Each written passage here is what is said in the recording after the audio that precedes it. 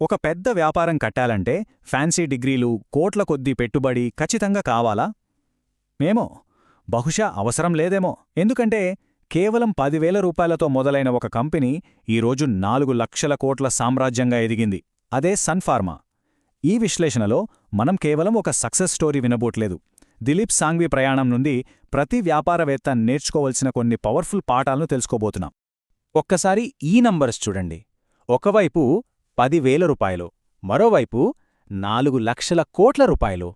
ఈ ప్రయాణం ఎలా సాధ్యమైంది? ఇది కేవలం అదృష్టం అని అనుకుంటే పొరపాటే. ఇది పక్కా స్ట్రాటజీ, పట్టుదల, ఇంకా ముందు చూపుతో సాధించిన విజయం. అసలు మనల్ని ఆలోచింపజేసే ప్రశ్న ఇదే కదా.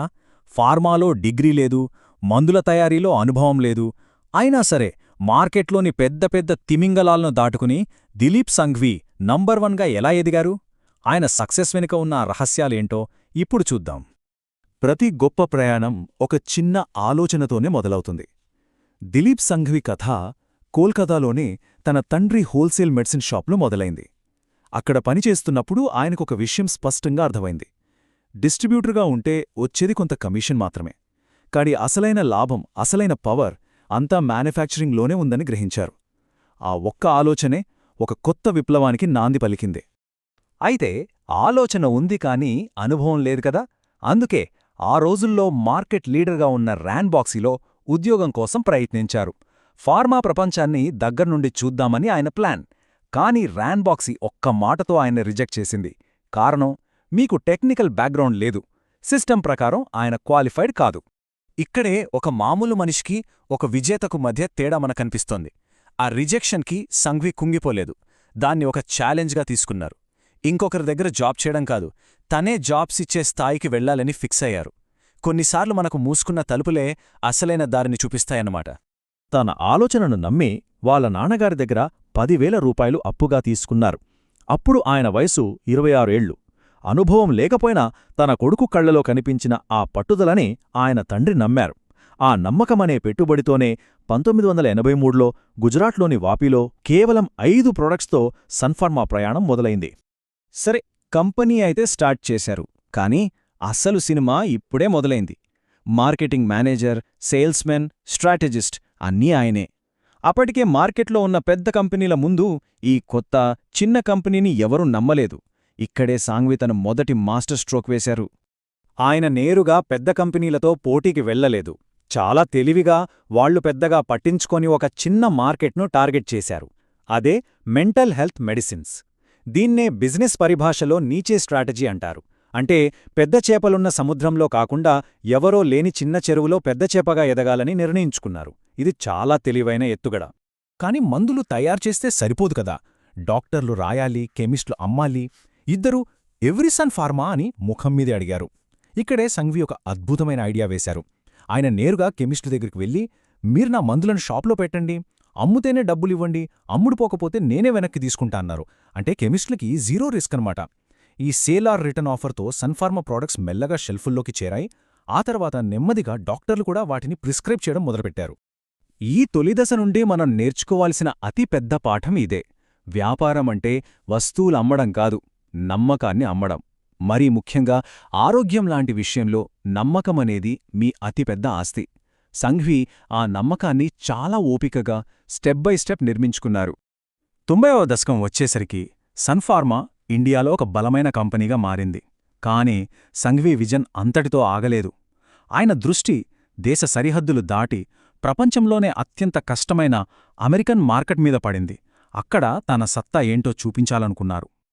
అంటారు కదా, ఒక గొప్ప వ్యాపారవేత్త ఎప్పుడూ సమస్యలో అవకాశాన్ని వెతుకుతాడని. సరిగ్గా ఆ సమయంలో అమెరికాలో కారకో ఫార్మా అనే ఒక కంపెనీ నష్టాలతో మూతపడే స్థితిలో ఉంది. ఎవ్వరూ దాన్ని కొనడానికి కూడా ముందుకు రాలేదు. అదొక మునిగిపోయే పడవ అని అందరూ వదిలేశారు. కానీ దిలీప్ సంఘ్వి ఆ మునిగిపోయే పడవలో ఒక అవకాశాన్ని చూశారు. 1997లో ఆ నష్టాల్లో ఉన్న కంపెనీని కొన్నారు. మొదట్లో అన్నీ ఎదురుదెబ్బలే. America food and drug administration నుండి వార్నింగ్లు, తయారీలో లోపాలు, విపరీతమైన నష్టాలు. అయినా ఆయన వెనక్కి తగ్గలేదు. తనే స్వయంగా అమెరికా వెళ్లి ఆపరేషన్స్ చూసుకున్నారు. ఇండియా నుండి బెస్ట్ సైంటిస్టులను పంపి ప్రతి ప్రాసెస్ను అక్కడి కఠినమైన రూల్స్కి తగ్గట్టుగా మార్చారు. ఆయన పట్టుదల ముందు ఆ నష్టాలు తలవంచాయి. కొన్ని ఏళ్లలోనే కార్కో ఫార్మా లాభాల బాట పట్టింది. ఇప్పుడు మనం కథలో ఒక క్లైమాక్స్ లాంటి ఘట్టానికొచ్చాం. 2014లో జరిగిన ఒక సంఘటనతో ఈ కథ మొత్తం ఒక సర్కిల్లాగా పూర్తయింది. అంటారు కదా, life comes a full circle అని. సరిగ్గా అదే జరిగింది. ఒకప్పుడు సంఘ్విని నువ్వు సరిపోవు అని తిరస్కరించిన రాన్బాక్సీ అప్పటికే పెద్ద సమస్యల్లో కూరుకుపోయింది. క్వాలిటీ విషయంలో రాజీ పడటం, డేటాను మార్చడం లాంటి ఆరోపణలతో తన పేరును తానే చెడగొట్టుకుంది. ఒక జపాన్ కంపెనీ కొన్నా కూడా దాని తలరాత మారలేదు. చివరికి అమెరికా ప్రభుత్వం $500 మిలియన్ ఫైను వేయడంతో అది దాదాపు పతనమంచుకు చేరింది. ఆ టైంలో సీన్లోకి ఎంటర్ అయ్యారు దిలీప్ సంఘ్వి. 2014లో సుమారు $4 బిలియన్ భారీ డీల్తో సన్ఫార్మా రాన్బాక్సీని కొనుగోలు చేసింది.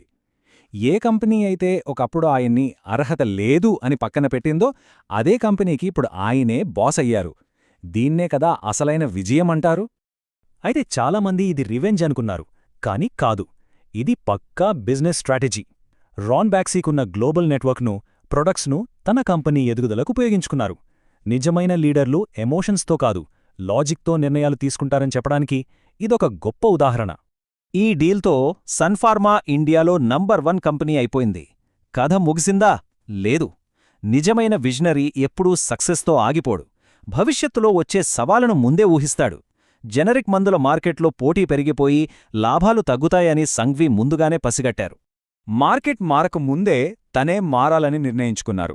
అప్పటి వరకు చేస్తున్న జెనరిక్ మందుల నుండి రీసెర్చ్ మీద ఎక్కువ ఆధారపడే స్పెషాలిటీ మందుల వైపు కంపెనీని నడిపించారు. క్యాన్సర్, డెర్మటాలజీ లాంటి క్లిష్టమైన వ్యాధుల కోసం చేసే రీసెర్చ్ అండ్ డెవలప్మెంట్ మీద భారీగా పెట్టుబడి పెట్టడం మొదలుపెట్టారు. ఇది చాలా పెద్ద రిస్క్. ఈ మార్పు వల్ల 2018లో కంపెనీ లాభాలు ఏకంగా 70% పడిపోయాయి. 70%! స్టాక్ మార్కెట్ వణికిపోయింది. ఇన్వెస్టర్లు కంగారు పడ్డారు. కానీ సంఘ్వి మాత్రం చాలా ప్రశాంతంగా ఉన్నారు. ఎందుకంటే ఆయన చూస్తున్నది ఆ ఒక్క సంవత్సరం లాభాలను కాదు, రాబోయే 10 ఏళ్ల భవిష్యత్తును. ఆయన నమ్మకమే గెలిచింది. ఆ రీసెర్చ్ అండ్ డెవలప్మెంట్ అద్భుతమైన ఫలితాలను ఇచ్చింది. 2023 నాటికి సన్ఫార్మా తన చరిత్రలోనే అత్యధికంగా 43,279 కోట్ల రూపాయల ఆదాయాన్ని సంపాదించింది. షార్ట్ టర్మ్ నష్టాన్ని భరించి లాంగ్ టర్మ్ విజయాన్ని ఎలా సాధించాలో ఆయన చేసి చూపించారు. కాబట్టి ఈ అద్భుతమైన ప్రయాణం నుండి మనం నేర్చుకోవాల్సిన 4 ముఖ్యమైన పాఠాలివి. 1. పెద్దవాళ్లతో పోటీ పడకండి, వాళ్ళు వదిలేసిన చిన్న మార్కెట్ను పట్టుకోండి. 2. ప్రోడక్ట్ కన్నా ముందు నమ్మకాన్ని అమ్మండి. 3. ప్రతి సంక్షోభంలోనూ ఒక అవకాశం దాగి ఉంటుంది. ఇక 4వది అత్యంత ముఖ్యమైనది. ఈ త్రైమాసికం గురించి కాదు, వచ్చే 10 ఏళ్ల గురించి ఆలోచించండి. చివరిగా ఒక్క ప్రశ్న. దిలీప్ సంఘ్వికి రాన్బాక్సీ ఇచ్చిన రిజెక్షనే ఒక కొత్త సామ్రాజ్యానికి పునాది వేసింది.